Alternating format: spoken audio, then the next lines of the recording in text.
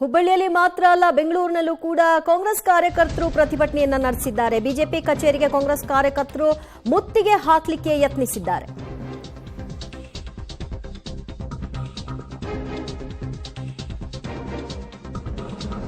Prajwal Revanna pen drive ಪ್ರಕರಣ ಸಂಬಂಧಿಸಿ BJP ಕಚೇರಿಗೆ ಕಾಂಗ್ರೆಸ್ ಕಾರ್ಯಕರ್ತರು ಮುತ್ತಿಗೆ ಹಾಕಲಿಕ್ಕೆ ಯತ್ನಿಸಿದ್ದಾರೆ. ಮಲ್ಲೇಶ್ವರದ ಬಿಜೆಪಿ ಕಚೇರಿ ಎದುರು ಭಾರೀ ಹೈಡ್ರಾಮವೇ ಸೃಷ್ಟಿಯಾಯಿತು. ಈ ಸಂದರ್ಭದಲ್ಲಿ ಕಾಂಗ್ರೆಸ್ ಕಾರ್ಯಕರ್ತರನ್ನ ಪೊಲೀಸರು ವಶಕ್ಕೆ ಪಡ್ಕೊಂಡಿದ್ದಾರೆ.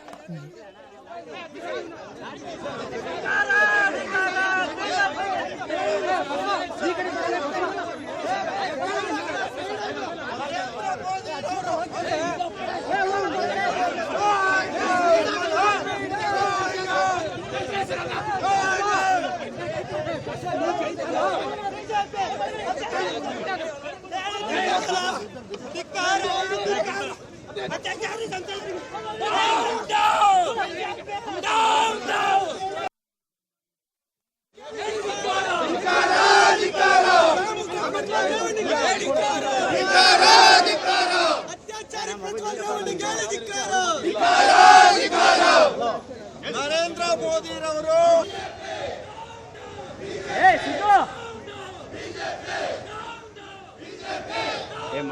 ಈಗ ನರೇಂದ್ರ ಮೋದಿರವರು ಏನು ಇದಕ್ಕೆ ಒಂದು ಉತ್ತರ ಕೊಡಬೇಕು. ಯಾಕಂದ್ರೆ ನರೇಂದ್ರ ಮೋದಿರವರು ಪ್ರಜ್ವಲ್ ರೇವಣ್ಣ ಅವರಿಗೆ ವೋಟ್ ಹಾಕಿದ್ರೆ ನನಗೆ ಬೆಂಬಲಿಸಿದಂಗೆ. ಈಗ ಜರ್ಮನಿಗೆ ಹೋಗೋದಕ್ಕೆ ಯಾರು ಸಹಾಯ ಮಾಡಿದ್ದು? ಜರ್ಮನಿಗೆ ಹೋಗೋದಕ್ಕೆ ಯಾರು ಸಹಾಯ ಮಾಡಿದ್ದು? ಕೇಂದ್ರ ಸರ್ಕಾರ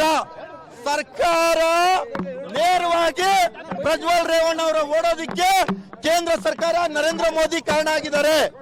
ಬೇಟಿ ಬಚಾವ್ ಬೇಟಿ ಪಡಾವ್ ಅಂತ ಏನು ಸುಳ್ಳನ್ನು ಹೇಳ್ತಾರೆ, ಅದಕ್ಕೆ ರಾಜ್ಯಕ್ಕೆ ನ್ಯಾಯ ಸಿಗಬೇಕು. ಆಗಿರೋಂತ ಮರ್ಯಾದೆ ವಿಚಾರದಲ್ಲಿ ಮರ್ಯಾದೆ ಹೋಗಿರೋದ್ರಲ್ಲಿ ಪ್ರಜ್ವಲ್ ಪೆನ್ ಡ್ರೈವ್ ಪ್ರಕರಣಕ್ಕೆ ಸಂಬಂಧಪಟ್ಟ ಹಾಗೆ ವಿಪಕ್ಷ ನಾಯಕ ಆರ್ ಅಶೋಕ್ ಕೂಡ ಪ್ರತಿಕ್ರಿಯೆಯನ್ನ ಕೊಟ್ಟಿದ್ದಾರೆ. ಅದು ಜೆಡಿಎಸ್ ಪಕ್ಷದ ಆಂತರಿಕ ವಿಚಾರ. ಈಗಾಗಲೇ ಕುಮಾರಸ್ವಾಮಿ ಅವರು ತಮ್ಮ ಹೇಳಿಕೆಯನ್ನ ಕೊಟ್ಟಾಗಿದೆ, ನಮಗೆ ಸಂಬಂಧ ಕೂಡ ಇಲ್ಲ ಅಂತ ಅವರು ಹೇಳಿದ್ದಾರೆ. ಇನ್ನುಳಿದಂತೆ ತನಿಖೆ ಆಗಲಿ ಅಂದಿದ್ದಾರೆ ಅಶೋಕ್.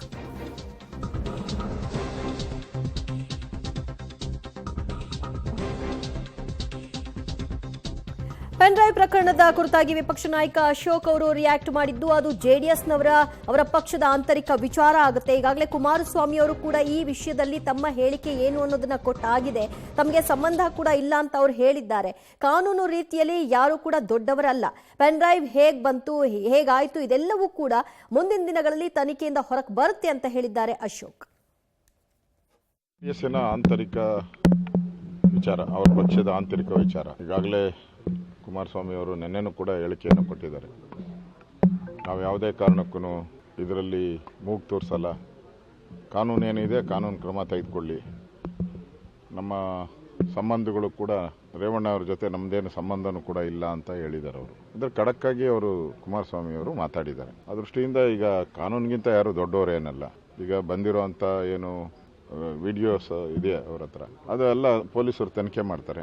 ತನಿಖೆ ಮಾಡಿ ತಪ್ಪಿತಸ್ಥರು ಯಾರು ಅಂತ ಫೈನಲೈಸ್ ಆದಮೇಲೆ ಮತ್ತು ಕಂಪ್ಲೇಂಟ್ ಕೊಡುವಂಥವ್ರಿಗೆ ಎಲ್ಲರಿಗೂ ಕೂಡ ಹೇಳಿದ್ದಾರೆ, ಬಂದು ಕಂಪ್ಲೇಂಟ್ಗಳು ಕೊಡಿ ಅಂತೇಳಿ. ಸೊ ಇನ್ನೂ ಬರಬೇಕಲ್ಲ, ಭಾಳ ಜನ ಕಂಪ್ಲೇಂಟು ತೊಗೊಬೇಕಾಗಿದೆ. ಆ ಕಂಪ್ಲೇಂಟು ಇವೆಲ್ಲ ತೊಗೊಂಡ್ಮೇಲೆ ಈ ಘಟನೆ ಎಲ್ಲಿ ನಡೀತು, ಏನಾಯಿತು ಅನ್ನೋದ್ರ ಬಗ್ಗೆ ಯಾರು ನೊಂದಿದ್ದಾರೆ, ಆ ನೊಂದಿರ್ತಕ್ಕಂಥ ತಾಯಂದಿರು ಅವರು ಹೇಳಿಕೆಗಳನ್ನು ತಗೊಂಡಾದ್ಮೇಲೆ ಇದಕ್ಕೆ ಒಂದು ಪೊಲೀಸರು ಒಂದು ಕಾನೂನಾತ್ಮಕ ಕ್ರಮವಾಗಿ ಅದನ್ನು ಕೋರ್ಟ್ಗೆ ಸಲ್ಲಿಸ್ತಾರೆ. ಒಂದ್ಸರಿ ಪೊಲೀಸರು ಇದಾಗಿರೋದು ಘಟನೆ ನಿಜ ಅಂತ ಆದಮೇಲೆ ಸೊ ಎಲ್ಲ ಪ್ರಕ್ರಿಯೆಗಳು ತಾನಾಗೆ ತಾನೇ ಪ್ರಾರಂಭ ಆಗ್ತದೆ. ಆ್ಯಸ್ ಎ BJP ನಾನು ಸ್ಪಷ್ಟವಾಗಿ ಹೇಳ್ತೀನಿ, ಈಗ ಅವರು ಲೋಕಸಭಾ ಸದಸ್ಯರು, ಇನ್ನೂ 1 ತಿಂಗಳ ಕಾಲ ಇರ್ತಾರೆ ಅವರು ಲೋಕಸಭಾ ಸದಸ್ಯರು. ಅವರು ನಮ್ಮ BJP ಮತ್ತು JDS ಅಲಯನ್ಸಲ್ಲಿ ಅವರೇನು MP ಆಗಿಲ್ಲ. ಅವರು MP ಆಗಿರುವಂಥದ್ದು ಕಾಂಗ್ರೆಸ್ಸು ಮತ್ತು JDS ಅಲಯನ್ಸಲ್ಲಿ ಅವ್ರು MP ಆಗಿರೋದು. ಅವಾಗ ಕಾಂಗ್ರೆಸ್ ಅವರೇ ಇವ್ರ ಪರವಾಗಿ ಚುನಾವಣಾ ಪ್ರಚಾರವನ್ನು ಮಾಡಿದವರು, ಅವರೇ ಇವ್ರನ್ನ ಗೆಲ್ಲಿಸಿದವರು. ಯಾಕಂದರೆ ಒಂದೇ ಸೀಟ್ ಗೆದ್ದಿದ್ದು ಇಡೀ ಕರ್ನಾಟಕದಲ್ಲಿ. ಆ ಸಮಯದಲ್ಲಿ ಪ್ರಚಾರ ಮಾಡಿಬಿಟ್ಟು ಇನ್ನೂ ನಮ್ಮ ಇದರಲ್ಲಿ ಗೆದ್ದಿಲ್ಲ ಅವರು. ಇನ್ನೂ ಚುನಾವಣೆ ನಡೆದಿದೆ, ವೋಟಿಂಗ್ ಆಗಿದೆ, ಇನ್ನೂ ಗೆದ್ದಿಲ್ಲ. ಗೆದ್ದಾದ್ಮೇಲೆ ನಮ್ಮ ಪಾರ್ಟಿ ಏನು ಕ್ರಮ ತೆಗೆದುಕೊಳ್ಬೋದು ಅದನ್ನು ಮಾಡ್ತಾರೆ. ಈಗ